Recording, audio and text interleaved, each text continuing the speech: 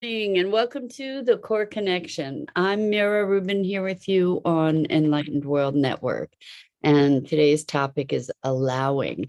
And what would it be like if we were to be able to allow the possibility that everything that unfolds is unfolding for our betterment? And I know that can be a stretch, particularly with the challenges and tragedies that we experience in our lives.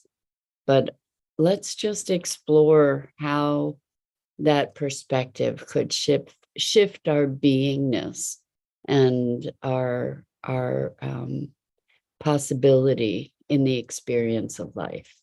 But before we get started, let's say good morning to you, Rosalind, and to everybody else who's joining us. Welcome, welcome, welcome. And let's just take a minute or two to get present. Let's take a deep breath in through your nose and hold it. And imagine clean, crisp oxygen flooding your lungs, flowing into your bloodstream, nourishing all your cells and your organs, bringing vital life energy to your body and being. And as you exhale, exhale any tension, stress, negativity, fatigue. And now let's take another deep breath in through your nose and hold it. And this time, imagine brilliant, bright light lighting you up from the inside out, illuminating, electrifying, and energizing all your cells, your molecules, your electrons, creating a brilliant beam of light and energy from your heart out into the world. And as you exhale, exhale any remaining tension, stress, negativity, fatigue. And now let's press our palms together. Vigorously rub your hands together to feel the pressure, the tension, the motion, the sensation, the heat, and the tickling and tingling when you stop. Allow all those sensations to bring you present right here, right now, into this remarkable physical form that enables you to experience life. Welcome, welcome, welcome. So good morning. It's tax day. And so that's kind of where a little bit where today's topic comes from is allowing. Last minute rushing. I got a overnight delivery of my tax package this morning and spent the morning running to the post office and running against the clock, and had multiple moments to allow myself to just allow things to unfold the way they were unfolding and release the resistance, and it worked out perfectly, actually. So this is a very, very interesting topic of allowing, particularly in the face when we're trying to create a specific result.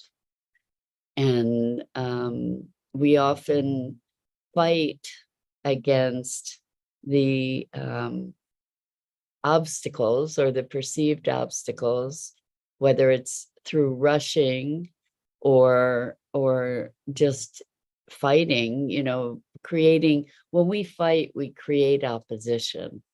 And that's actually a really interesting topic. So this conversation is actually the outgrowth of this morning, but also the outgrowth of two conversations I had with folks yesterday. And one was so interesting. Well, they both were, but they really both had to do with allowing. So one person was talking about fighting the chaos. And the question that I brought forward to them was, what would happen if you didn't fight the chaos? And their answers over and over and over, I kept asking the question. Fortunately, we have good enough rapport that they didn't get really angry with me, but I kept asking the question, what would happen if you didn't fight the chaos? And notion was that if they didn't fight the chaos, everything would be just in disorder and disarray. And I asked the question again, and I even emphasized the word fight. What if you didn't fight the chaos? Is that, nothing would ever get done. And we went on that way. And finally I said, what if, what does it mean to you to, um, to fight the chaos? And for them, it meant creating order. We finally got to the conversation of what would it mean not to fight. And everything for this person was so oriented around fighting that it was inconceivable that anything could get accomplished without that oppositional energy, without, fists clenched and bracing for this kind of hostile encounter. And it was so fascinating because we started getting into the inquiry, what would it be not to have to fight? What if you could address the chaos, bring order to the chaos without having to fight? I love that. Rosalind says, allowing implies there's no adversity.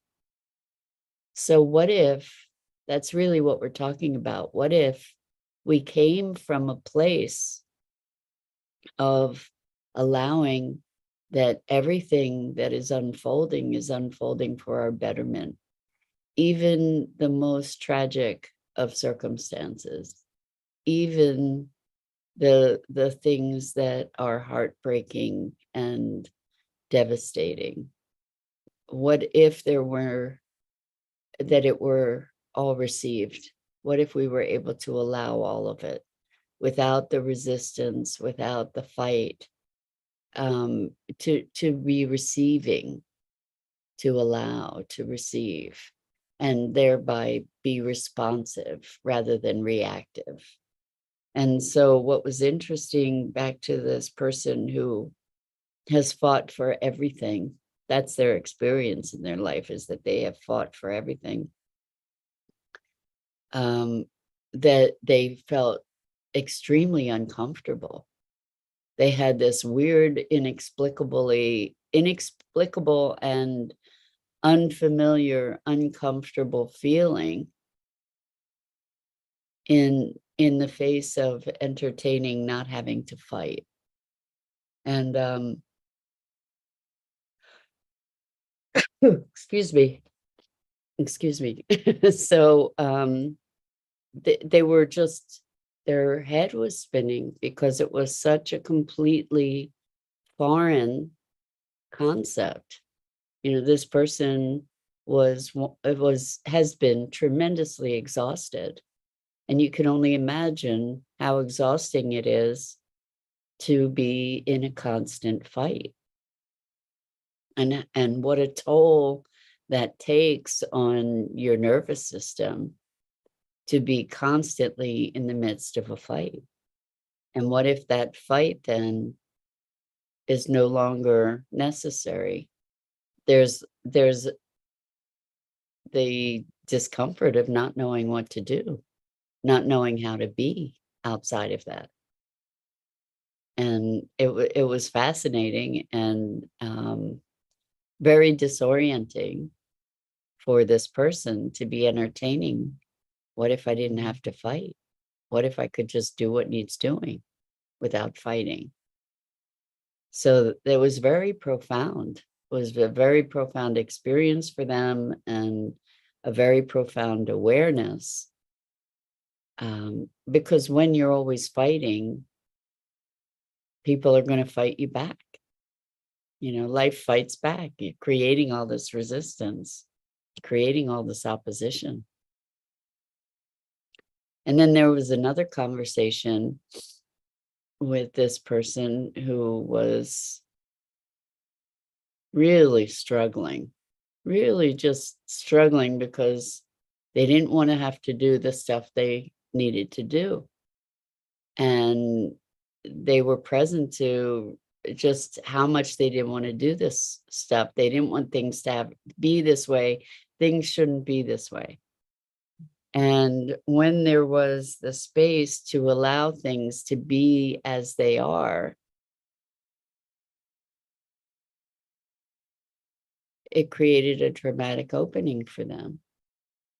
That what they recognized was, by being in this space of things shouldn't be this way, they were creating all kinds of resistance and suffering and struggle because they weren't accepting that things are as they are. So they were fighting the way that things are rather than allowing things to be as they are and being able to respond accordingly. Good morning, Bernadette. Welcome. So good to have you here with us. We're talking about allowing, and how when we don't allow, when we don't make space for things to be as they are, and if we don't make space for things to serve us, then we're creating suffering, we're creating struggle, we're creating resistance and opposition.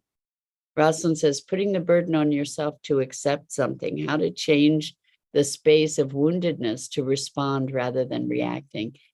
Wow. Okay, so putting the burden on yourself to accept something. It's interesting. I'm thinking you might have something in mind that sounds really challenging to accept. Otherwise, accepting something wouldn't necessarily be a burden.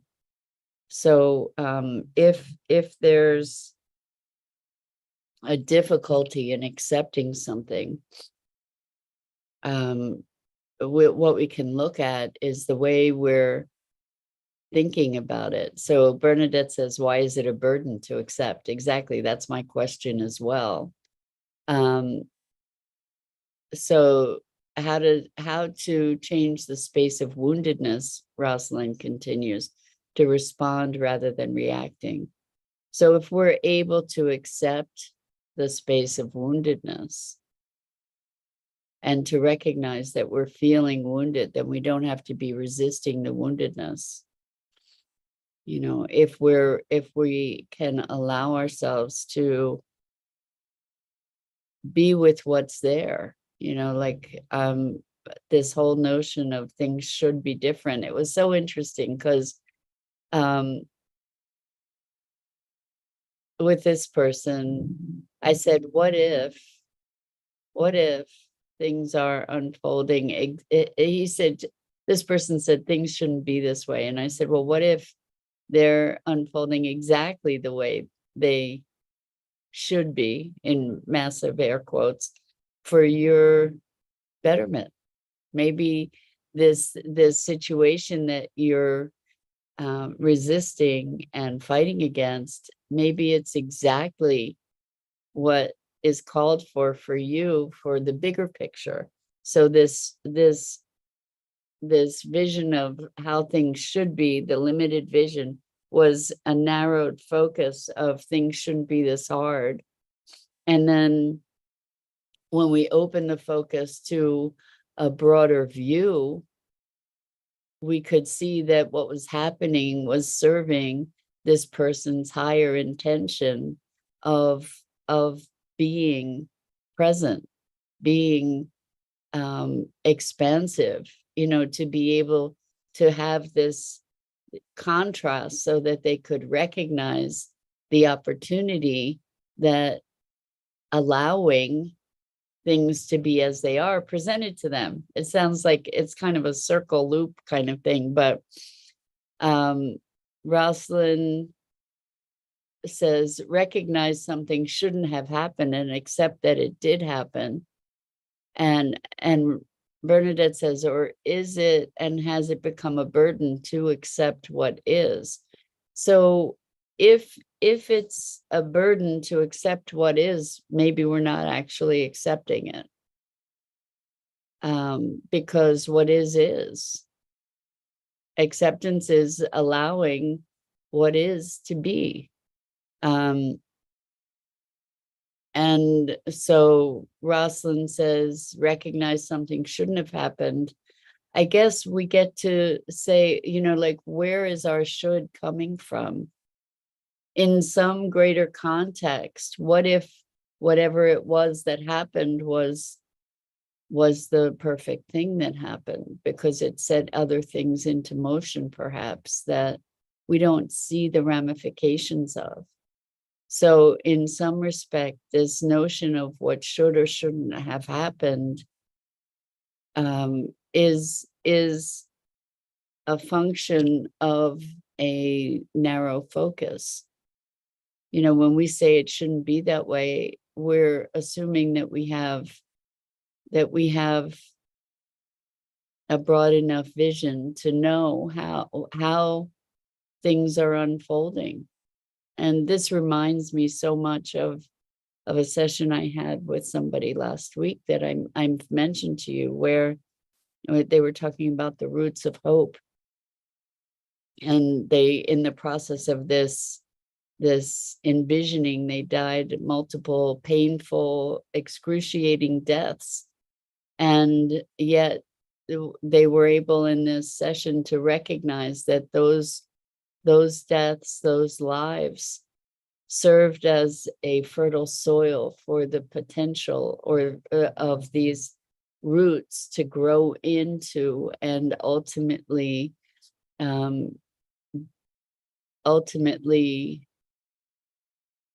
destroy or the temple, this temple or this tower, that all of those things, even though they were rife with struggle and suffering in the moment, all of these things served as fodder for the emergence of a new structure, a new potential, a new way of being. And so that was, Bernadette says, I think it's a fine line when the acceptance of a situation is based on performance from those you would trust. Yeah, so a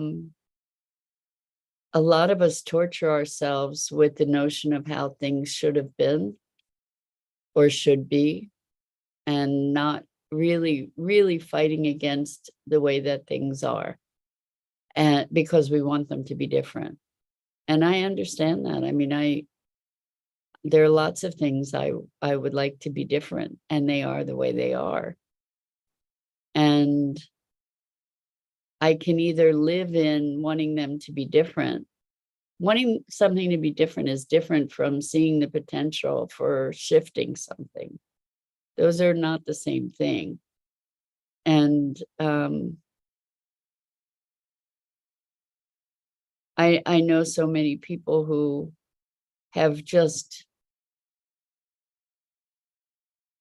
broken and rebroken their own hearts, wanting things to have been different in the past, wanting things to be different in the moment. And when we recognize that things are as they are, we can then respond appropriately. As long as we're wishing for them to be different, we're often just living in a fantasy or a cycle of pain that brings us back over and over again to experiencing something that isn't the way we want it to be. How many people stay in relationships that aren't the way they want them to be because they're trying to wish it into another situation? How many of us create all kinds of suffering for ourselves by denying what is? We want this to be different, and it should be different. And because it should be different, we're interacting with it in the way that we're begging, we're pleading, we're manipulating, we're trying, we're doing all kinds of things to make something different. when we recognize that it is the way it is, then at least we know where we are in that moment. You can't get from point A to point B if you don't know where point A is to start from. You just can't. If you don't know where your starting point is, there's no way that you can get directions to get where you're going, because you don't have an origin point.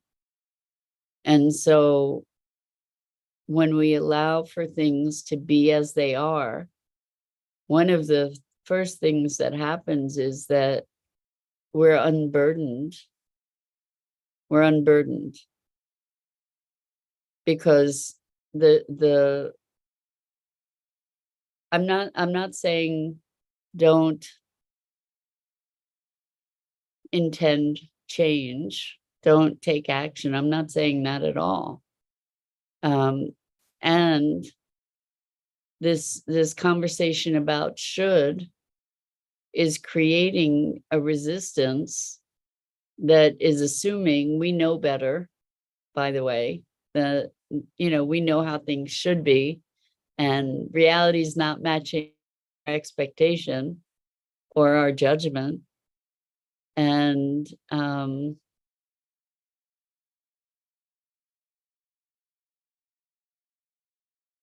railing against the way things should or shouldn't be isn't going to give us an insight into how to transform those things, right? If we can allow that things are as they are, perhaps that gives us the latitude to see more deeply into the dynamics of what's occurring in a way that we couldn't see if we're so busy stuck in it should be different. Because the should be different is just resisting what's there. When we allow for what's there, then we can see with greater clarity. We are seeing with greater clarity because we're not obscuring things by our own lens and judgment. It is how it is. Now that you see that it is how it is, now what presents itself as an opportunity for action or interaction that might not have otherwise been visible. So, and Bernadette, you said, I think it's fine. It's a fine line when the acceptance of a situation is based on the performance of someone you would trust. Your acceptance isn't based on anything but your acceptance. Your acceptance might be based on your judgment about the performance of somebody else. It might be based on what it means to you to extend that trust. You might have disappointment because you had an expectation that someone would behave differently. But all of that is your internal interpretations. Trust somebody to what? You extend an expectation. That's really what trust is extending an expectation of a certain type of behavior, perhaps. I'm trusting you to keep your word.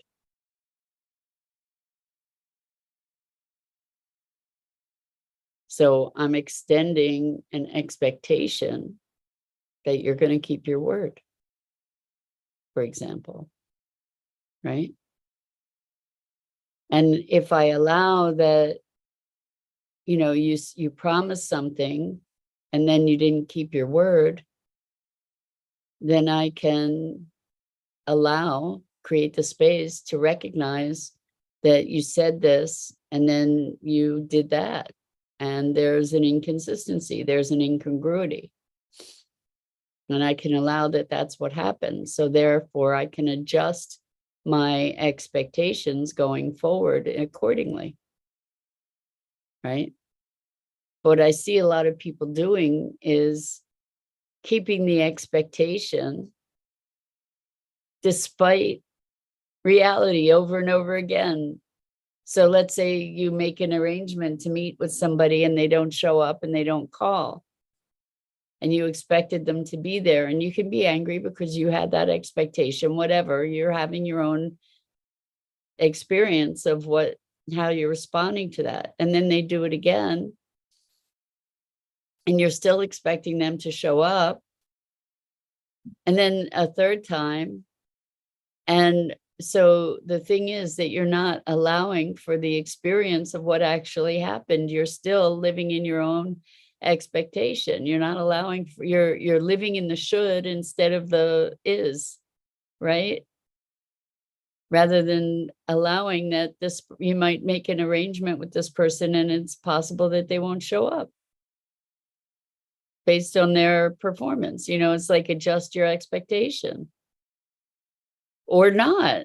If you don't adjust your expectation, that's okay. And it's probably in that case a recipe for suffering, right? Or disappointment. And you can't expect, this is a person telling you that you can trust them to not, it's likely that you can trust them to not honor their word. And if they do, that's a surprise. So allowing what is to be is what we're talking about, not fighting what is. It doesn't mean being inactive. It doesn't mean being complacent. It means making space for what is truly there. And that when we do that, there's a profound lifting of a burden around that. And I think that might be it for this morning. So I'm Mira Rubin. This is the Core Connection. And I go live here each weekday morning on the Enlightened World Network Facebook page and YouTube channel. And I invite you to check out the other awesome programming on Enlightened World Network and Enlightened World Living. And I do have such gratitude to you for your willingness to engage in these conversations, which can sometimes be confronting and hopefully expansive. So with so much love to you, until next.